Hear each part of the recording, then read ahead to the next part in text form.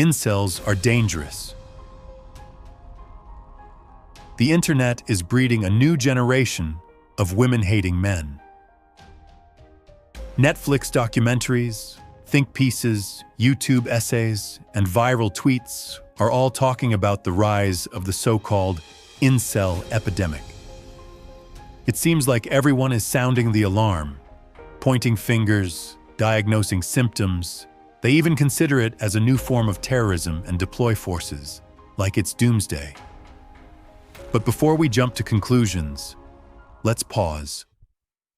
Are we witnessing a new toxic movement? Or just the same old male loneliness, misunderstood and weaponized?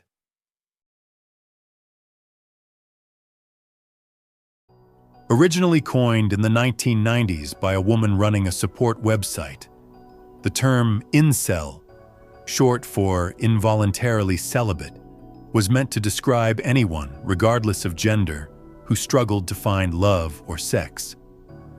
But today, the term has taken on a much darker tone. It's now associated with angry young men, often online, who express deep resentment toward women, sometimes blaming feminism, modern society, or genetics for their isolation. Some frequent forums like Reddit, 4chan boards, or obscure Discord servers, places where frustration festers and memes become manifestos. Common symptoms? Chronic loneliness, social anxiety, obsessive comparison, paranoia toward the opposite sex, a spiraling sense of inadequacy. Accuracy? Debatable. First time in history? Absolutely not.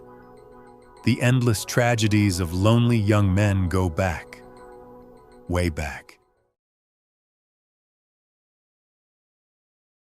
Were men ever truly entitled to sex? Did we ever live in a world where all men had equal access to women?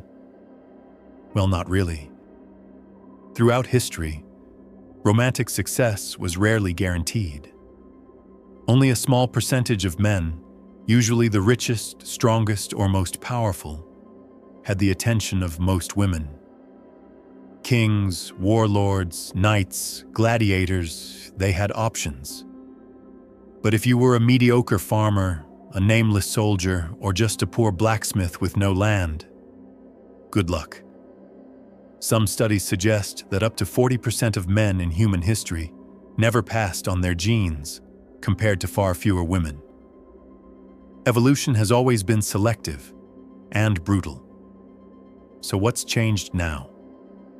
Modernity didn't invent this competition. It just amplified it. Now you can see every man richer, fitter, or more attractive than you, instantly, globally, and constantly. And for some, that constant comparison turns into bitterness. Let's be honest. Some men have lost the game and responded poorly. They lash out. They hate. They spiral into resentment. That's real, and it's destructive. But here's another truth. The problem is being exaggerated and weaponized. Radical feminists, clickbait media, and political ideologues are using the incel label to silence, shame, and demoralize any man who expresses frustration. Some guys get called incels for saying they prefer traditional relationships.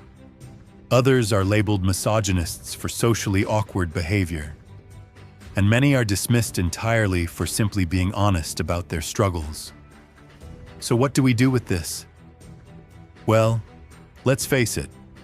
Blaming women won't fix your life. Blaming society won't build your strength. You have two options: sink into bitterness or rise with discipline. The truth is, women don't owe you anything, and they won't give it to you easily, nor should they. But that's not a curse. It's a challenge. A call to become the kind of man who doesn't wait for love to feel worthy. Build your life. Build your focus. And let those who see your value walk beside you, not above you. And if they don't, you walk forward anyway.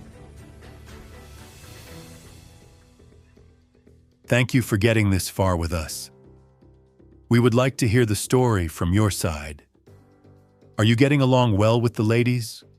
Or are you focusing more on yourself? Please drop a comment below.